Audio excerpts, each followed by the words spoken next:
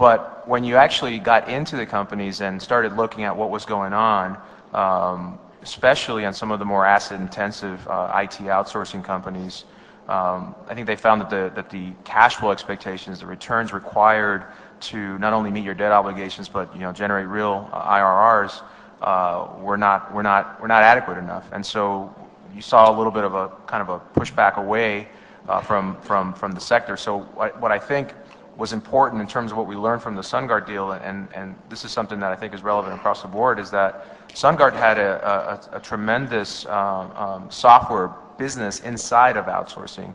And so with that, you got, I think, a lot more cash flow generation capability that you're not going to find in some of the larger IT companies. And I mean, it's public that CSC and ACS, EDS, and all these guys have been rumored at one point or another to have been looked at, as possible leverage takeouts, but so far nothing has come up. And I think part of it is, when you really get into it, what can you squeeze out of them from that type of a transaction to really help you get through that process. And so far, I think what we see is pretty decidedly not too much, and so you haven't really seen too much come out of that right now. We have time for just 2 more questions. I think this gentleman in the front. Hello, good afternoon. My name is Rene Seifert from Level 360 in Bangalore. The question is directed to the 3 gentlemen from the Indian investment community. You're certainly aware of this EvaluServe study that says that India is being almost flushed by money in the realm of $5 billion. Applying the purchase power parity, that adds to $25 billion.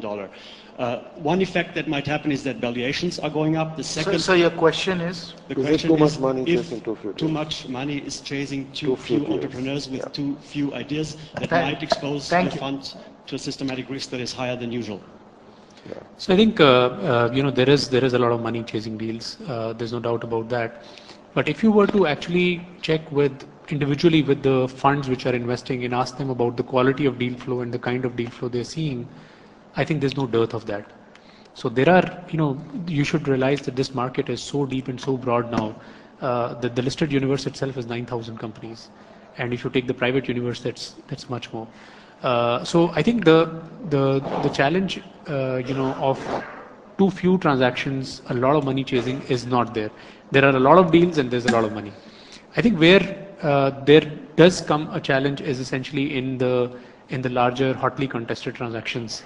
Where valuations do fly completely out of range, and people are willing to bet on 2008, 2009 forward multiples, which are very large.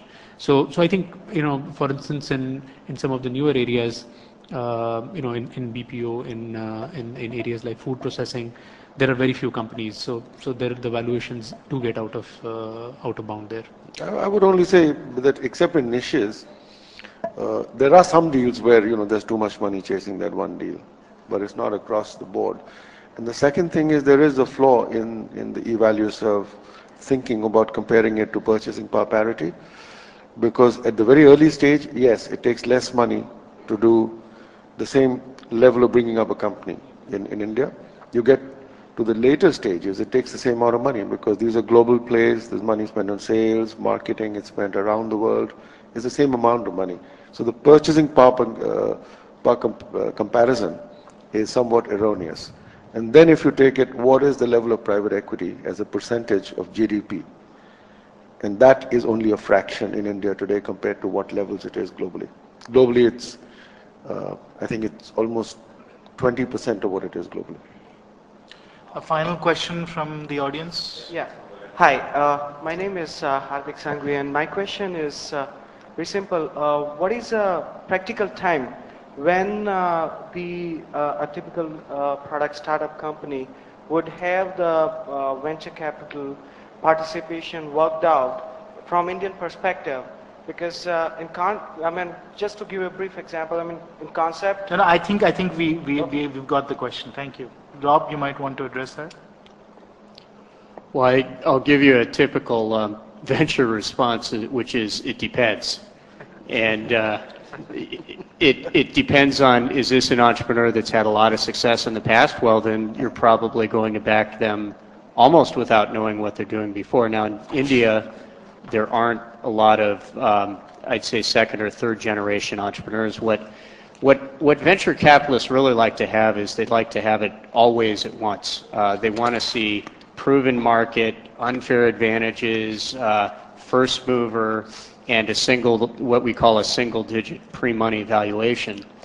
And what I would say is very healthy for the Indian market is the enthusiasm of investors to come into this market, because fundamentally, competition for investors to invest in companies means higher valuations for Indian entrepreneurs and Indian companies.